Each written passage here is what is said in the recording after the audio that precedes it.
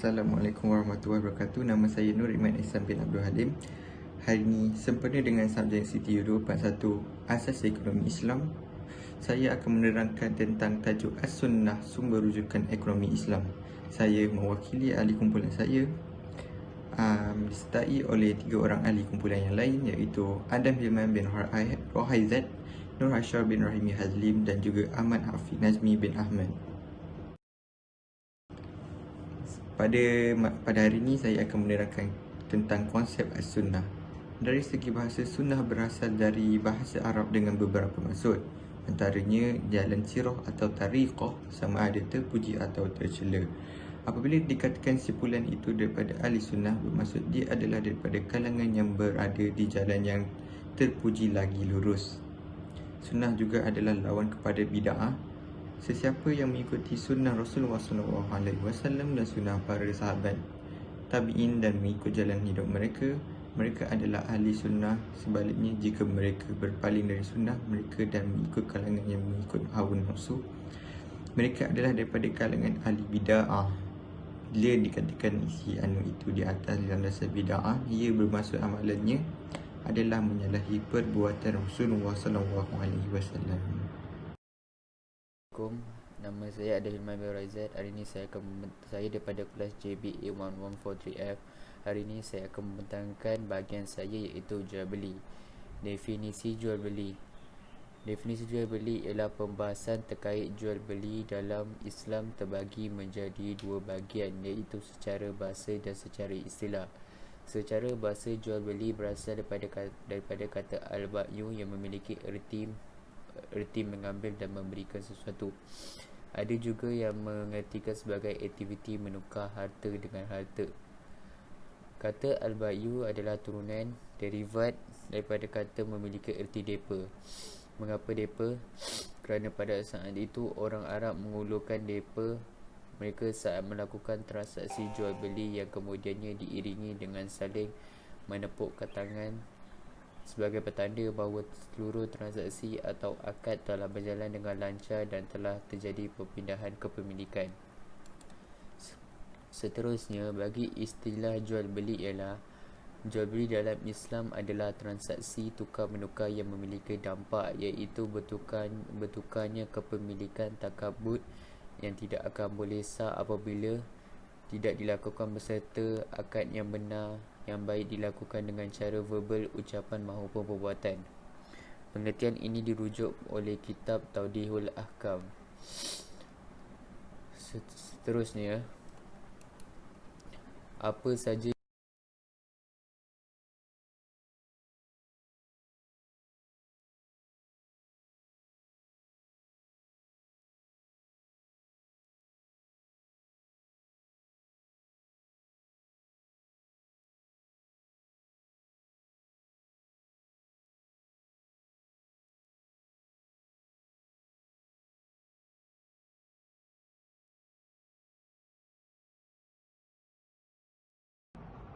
Assalamualaikum warahmatullahi wabarakatuh. Saya perkenalkan diri saya Nur Hashar bin Rahimi Hazlim, dan saya akan membuat bentangan tentang hutang.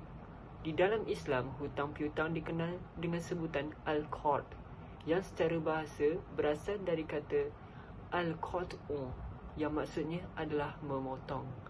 Manakala menurut istilah pula, hutang piutang ialah al-qard didefinisikan sebagai pemberian harta, sama ada ia dalam bentuk wang dan sebagainya. Ianya juga sebagai suatu bentuk kasih sayang kepada mereka yang akan memanfaatkan harta tersebut, di mana pada satu masa si peminjam akan mengembalikan harta tersebut dengan apa yang telah dia pinjam. Dengan erti kata lain, hutang merupakan pemberian sesuatu, iaitu harta, yang menjadi hak milik seseorang, iaitu peminjam, kepada seseorang, iaitu peminjam, dengan perjanjian bahawa di kemudian hari pinjaman tersebut akan dikembalikan dalam jumlah yang sama. Di dalam syariat Islam membolehkan adanya hutang piutang.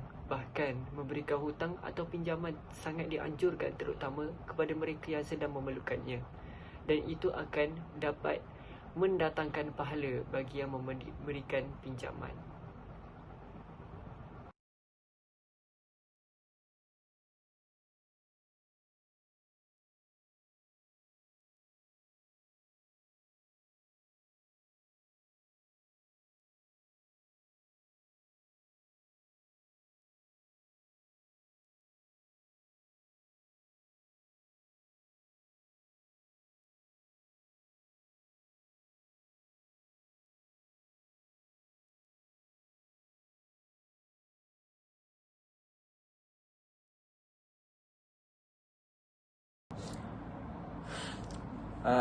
Jadi kita sambung dengan riba, iaitu saya akan berikan maksud definisi riba. Riba adalah penetapan nilai tambahan, iaitu bunga atau melebihkan jumlah pinjaman saat pengambilan berdasarkan persentase tertentu dari jumlah pinjaman pokok yang dibebankan kepada peminjam. Riba secara bahasa iaitu ziyadah, yang juga bermaksud tambahan. Dalam pengertian lain, riba juga bererti tumbuh dan membesar. Sedangkan menurut istilah teknis, riba bererti pengambilan tambahan dari harta pokok atau modal. Seterusnya, jenis-jenis riba. Jenis-jenis riba terbagi pada dua, iaitu riba dalam hutang piutang. Yang kedua, riba dalam jual beli. Yang pertama iaitu riba dalam hutang piutang. Riba hutang piutang adalah tindakan mengambil manfaat tambahan dari suatu hutang. Iaitu riba hutang piutang dapat dibedakan menjadi dua, iaitu riba kad, iaitu mengambil manfaat atau tingkat kelebihan tertentu yang diisyaratkan kepada penerima hutang muktarid. Selain daripada itu, riba jahiliah, iaitu penambahan hutang lebih dari nilai pokok kerana penerima hutang tidak mampu membayar hutangnya tepat pada waktu. Seterusnya iaitu riba dalam jual beli. Riba jual beli terjadi saat transaksi jual beli secara kredit atau pembayaran dengan cara mencicil. Penjualan menetapkan penambahan nilai barang kerana konsumen membelinya yang mencicil. Pengertian riba jual beli dapat dibedakan menjadi dua, iaitu riba fadlu, iaitu praktik pertukaran antara barang sejenis dengan kadar atau takaran yang berbeza, sedangkan barang yang dipertukarkan tersebut masih termasuk dalam jenis barang ribawi. Yang seterusnya, riba nasiah, iaitu penangguhan penyerahan atau penerimaan jenis barang ribawi yang dipertukarkan dengan jenis barang ribawi lainnya. Riba nasiah terjadi kerana adanya perbezaan, perubahan atau penambahan antara barang yang diserahkan saat ini dengan yang diserahkan kemudian. Seterusnya, saya akan menjelaskan tentang hukum riba. Yang pertama, meskipun demikian, Islam merupakan satu-satunya agama yang masih melarang praktik riba, dan jelaslah bahawa riba diharamkan oleh Allah Subhanahu Wa Taala. Umat Islam tidak boleh mengambil riba baik dalam jumlah kecil maupun dalam jumlah yang besar. Sedangkan agama lain yang juga melarang riba pada zaman dahulu kini telah beransur-ansur melemah dan hanya menganggap riba dalam jumlah yang besar, sedangkan dalam jumlah sedikit tidak dianggap sebagai riba.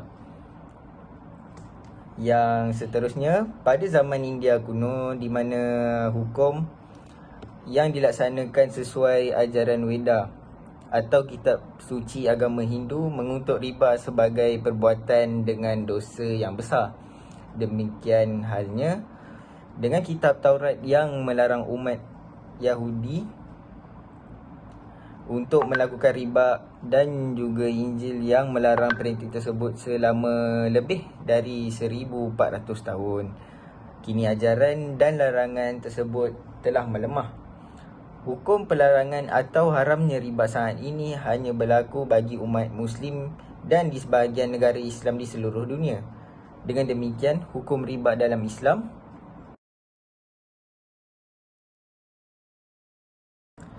jadi kesimpulannya, kesimpulan yang pertama, kesimpulan yang dapat dibuat ialah kita sebagai umat Islam, kita haruslah meneliti dan memeriksa sebelum kita bertindak. Sebagai mukmin yang sejati, kita mestilah sentiasa berusaha untuk mentaati perintah Allah Subhanahu Wa Taala dan menjauhi larangannya bagi mendapatkan keredaannya di akhirat kelak. Kita mestilah berfikir dengan bijak dengan membandingkan perkara tersebut mempunyai unsur positif maupun negatif.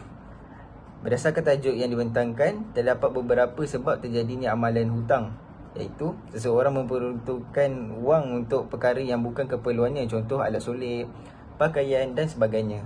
Selain daripada itu, ditimpa musibah, contohnya seorang itu ditimpa kemalangan menyebabkan kecacatan pada anggota fizikal yang mampu menghalang seseorang daripada keluar mencari rezeki. Selain itu, perniagaan yang gagal, contohnya untuk memulakan perniagaan seseorang memerlukan modal yang cukup besar sehingga ada yang memerlukan pinjaman peribadi untuk memulakan perniagaan. Sebab terjadinya amalan riba dalam kalangan masyarakat ialah terlalu taksub dan mengejar kekayaan sehingga mengabaikan hak asasi sebagai umat Islam serta mengejar keuntungan bagi memajukan sebuah perniagaan. Daripada itu, daripada beberapa topik yang kita tekankan dan bincangkan, dapatlah kita rumuskan bahawa riba adalah perkara yang ditegakkan oleh Allah Subhanahu Wa Taala dan kita sebagai umat Islam hendaklah mematuhi perintahnya. Antara sebab Allah melarang riba ialah kerana ianya mampu menindas dan menyusahkan sesetengah golongan. Selain itu, kita juga dapat mempelajari tentang hutang. Amalan hutang ini boleh terbahagi kepada dua kesan, sama ada kesan yang baik ataupun kesan buruk. Kesan yang baik ialah ia dapat meringankan beban sesetengah peniaga yang memerlukan modal. Kesan yang buruk pula ialah ia mampu menyebabkan pertumpahan darah sekiranya meminjam dari peminjam yang tidak sah seperti ahlum. Oleh itu, semua masyarakat diseru agar memandang serius perkara ini agar tidak terjerumus kepada perkara yang berada di luar kawalan.